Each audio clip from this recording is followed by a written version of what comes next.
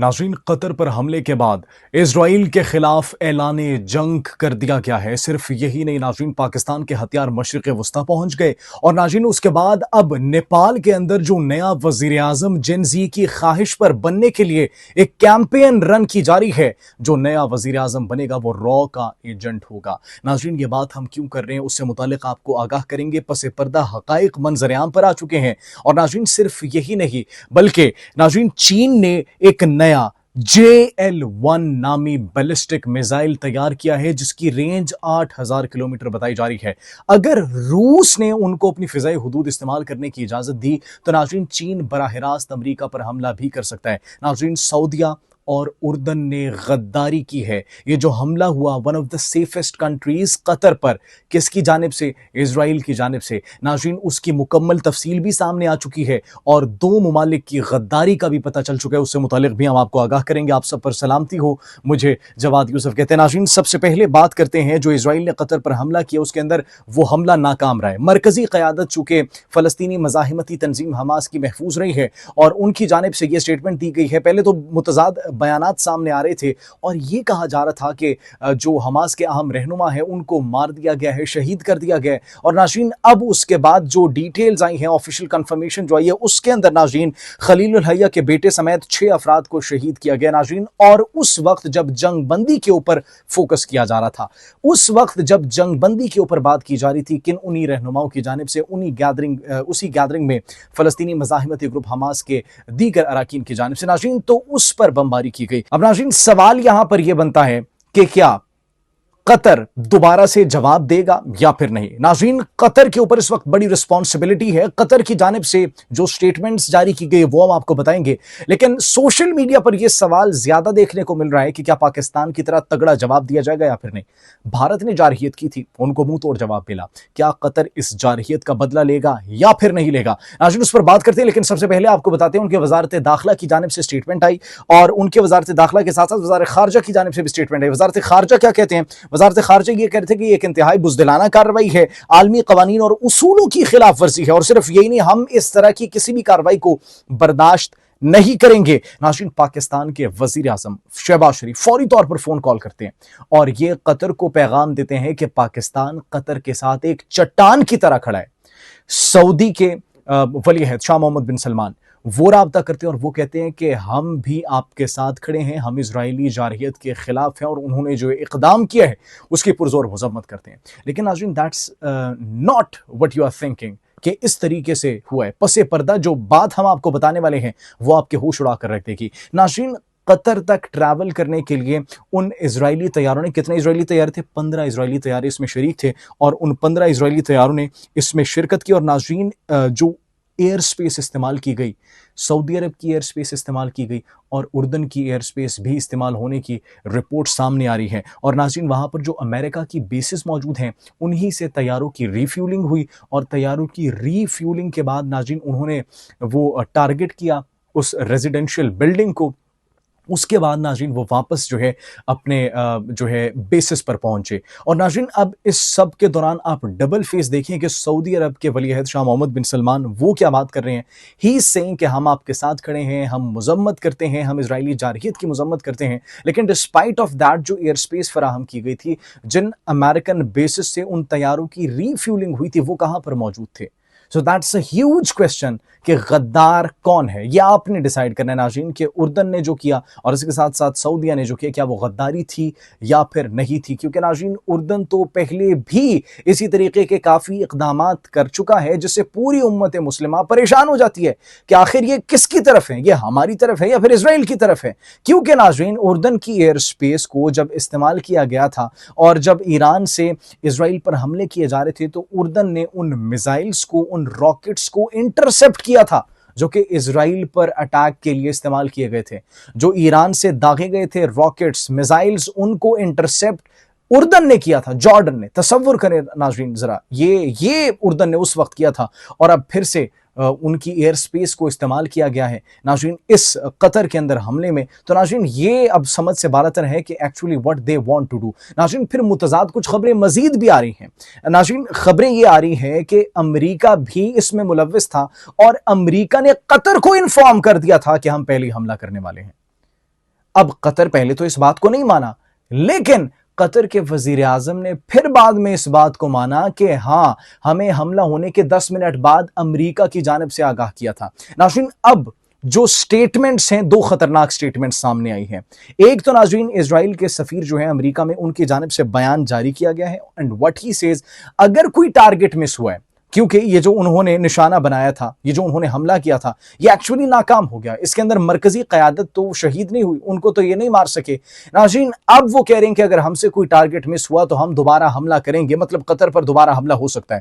नाज़रीन, कतर के वजीर आजम की जो स्टेटमेंट सामने आई है, कतरी वजीर आजम शेख मोहम्मद बिन अब्दुर्रहमान की, उन्होंने कहा है कि हम ये रियासती दहशतगर्दी जो की गई है, इसका जवाब देने का हक रखते हैं। हम जवाब देंगे, हम जवाब देने का हक रखते हैं और एन मुमकिन है कि वो जवाब बहुत जल्द दिया जाए। नाज़रीन, सिर्फ ये नहीं कहा, उन्होंने कहा कि ये जो हमारी खुद मुख्तारी की खिलाफ वर्जी की गई है, इसको हरगिज़ बर्दाश्त नहीं किया जाएगा। सिर्फ बर्दाश्त नहीं किया जाएगा, बल्कि उनका यह भी कहना था कि नेतन्याहू सिर्फ अपने नहीं बल्कि पूरे खित्ते के अमन को जो है वो ख़राब करने की कोशिश कर रहा है, और ये इक़दामात पूरे खित्ते के अमन को जो है वो ख़तरे में डाल सकते हैं और हम ऐसा होने नहीं देंगे। नाज़रीन, तो ये एक तरह से ऐलान जंग है या फिर जवाब देंगे वो मुस्तकबिल में, ये आप हमें बताइएगा। आप क्या सोचते हैं इस बारे में? क्योंकि नाज़रीन, जब भी किसी मुल्क की खुद मुख्तारी को क्वेश्चन किया जाता है, जब भी किसी मुल्क की खुद मुख्तारी पर, किसी मुल्क की सलामती पर हमला किया जाता है, तो उस मुल्क का ये हक है कि अपनी खुद मुख्तारी की हिफाजत के लिए, अपने मुल्क की सलामती को बरकरार रखने के लिए रिस्पॉन्ड करे, और ऐसा रिस्पॉन्ड करे ताकि दोबारा उनकी तरफ कोई मैली आंख से न देख सके। तो क्या इजराइल को जवाब देंगे ये?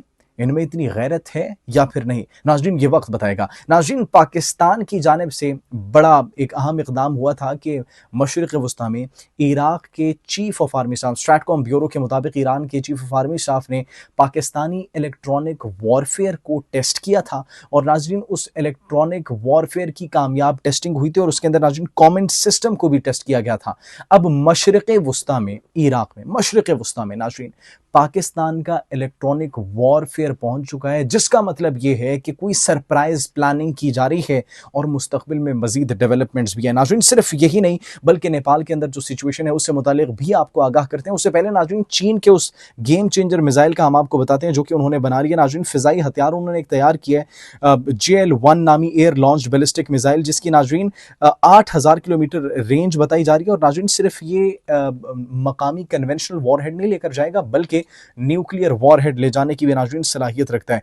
और नाज़रीन, अगर रशिया ने उनको अपनी एयर स्पेस दी थी तो फिर ये डायरेक्ट अमेरिका को भी टारगेट कर सकते हैं। अमेरिका भी इनकी रेंज में आ चुका है। इससे पहले जो हमने ICBMs के बारे में बताया था, वो तो जाहिर सी बात है पूरी दुनिया उनकी रेंज में आ चुकी है, और दुनिया का कोई ऐसा कोना नहीं है कि जिसको चीन हिट ना कर सके अपने ICBMs से। लेकिन नाज़रीन, यहाँ से एक ये हमें दिखाई दे रहा है कि जो पावर हैं, जो डायनामिक्स हैं, वो किस तरीके से तब्दील हो रहे हैं। दूसरा नाज़रीन, नेपाल के अंदर जो जनजी का एहतजाज था वो इंतहाई शिद्दत इख्तियार कर चुका है, और शिद्दत इख्तियार करने के साथ साथ नाज़रीन 22 अफराद वहां पर हलाक हो चुके हैं और 500 से ज़ायद जख्मी हो चुके हैं। अब नाज़रीन, 500 से ज़ायद जख्मी तो हो चुके हैं, लेकिन वहां पर जो इंपॉर्टेंट चीज़ है समझने की, जो जेन जी की जानिब से नए वज़ीर आज़म की डिमांड की जा रही है, वो एक्चुअली रॉ का एजेंट है, कहा जा रहा है। Why? The real question is कि क्या वो रॉ का एजेंट है भी या फिर नहीं। नाज़रीन, सबसे पहले तो उसने जो अपने कैरियर का आगाज किया था, he was a hip hop industry का वो एक आर्टिस्ट था, फनकार था, एक हिप हॉप इंडस्ट्री का एक फनकार था। नाज़रीन, उसने अपनी जो तरबियत और तालीम हासिल की है वो हिंदुस्तान से हासिल की है। उसने अपना मास्टर्स कर्नाटक से हासिल किया है, कर्नाटक से किया है। और नाज़रीन, वो है कौन? बेलन शाह के नाम से मशहूर है। जी हाँ नाज़रीन, और अब आपके सामने हम कुछ सिचुएशंस रखते हैं। बांग्लादेश के अंदर शेख हसीना को सपोर्ट करना, उनके पॉलिटिकल लीडर्स को सपोर्ट करना, उनको नाज़रीन फिर उस तरीके से प्रिपेयर करना, तैयार करना, अपने मफादात के लिए इस्तेमाल करना। उससे पहले 2022 के अंदर श्रीलंका के फसादात आपको याद होंगे, तामिल टाइगर्स को जो सपोर्ट किया गया था वो भी आपको याद होगा। नाज़रीन, तो ये तमाम तर चीज़ें जो हैं, स्क्रिप्ट वही है, सिर्फ मुल्क तब्दील है।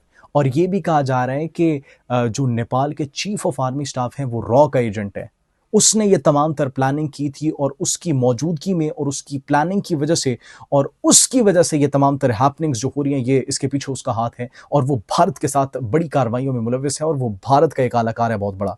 अब नाज़रीन, जेन ज़ी जिन्होंने वज़ीर-ए-आज़म हाउस को जला दिया काठमांडू में, उसके साथ सदर के हाउस को जला दिया, साबिक वज़ीर-ए-आज़म के हाउस को नाज़रीन जला दिया, नज़र-ए-आतिश कर दिया और उसके अंदर उसकी बीवी ज़िंदा जल गई। आप तसव्वुर करें।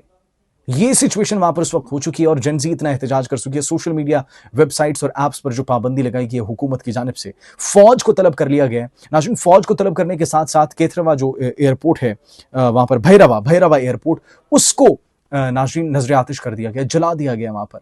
और इसके साथ साथ काठमांडू एयरपोर्ट भी हर तरह की फ्लाइट्स के लिए वो बंद कर दिया गया। अब नाज़रीन, ये एक बहुत बड़ा सवाल है कि भारत एक्चुअली चाहता क्या है, भारत नेपाल से क्या चाहता है, भारत आखिर ये सब कुछ क्यों कर रहा है? क्योंकि नाज़रीन, भारत ने पहले भी दीगर ममालिक के अमन को ख़राब करने की कोशिश की और जैसा हमने आपको अपने पिछले व्लॉग में बताया था कि भारत जो है वो नेट रीजनल डीस्टेबलाइज़र के तौर पर काम कर रहा है। That's what India is actually doing.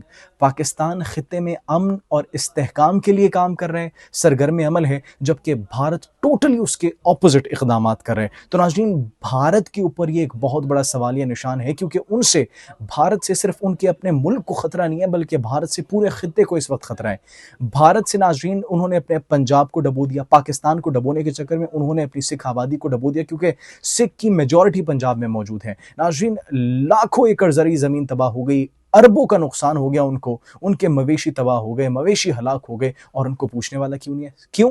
क्योंकि सिर्फ उन्होंने आबी जारहियत करनी थी। दरिया के अंदर उन्होंने सैलाबी रेले छोड़ दिए, स्पिलवेज खोले और नाज़रीन, ये तमाम तर जो आबी जारहियत की जा रही है भारत की जानिब से, वो नाज़रीन हमारे जो टर्म्स उनके साथ हैं, ऑल्दो वो ठीक नहीं है, लेकिन वो हमारे टर्म्स के चक्कर में उन्होंने सिखों को बीच में भी रगड़ दिया। दैट्स द रीज़न सिख अपनी आज़ादी की बात करते हैं। That's the reason Sikhs Khalistan की जो है वो आज़ादी की बात करते हैं, एक आज़ाद रियासत की बात करते हैं, क्योंकि उनको उनके हकूक से हमेशा दूर रखा गया, उनको हकूक नहीं दिए गए। तो नाज़रीन, ये आज की बड़ी डेवलपमेंट्स थी।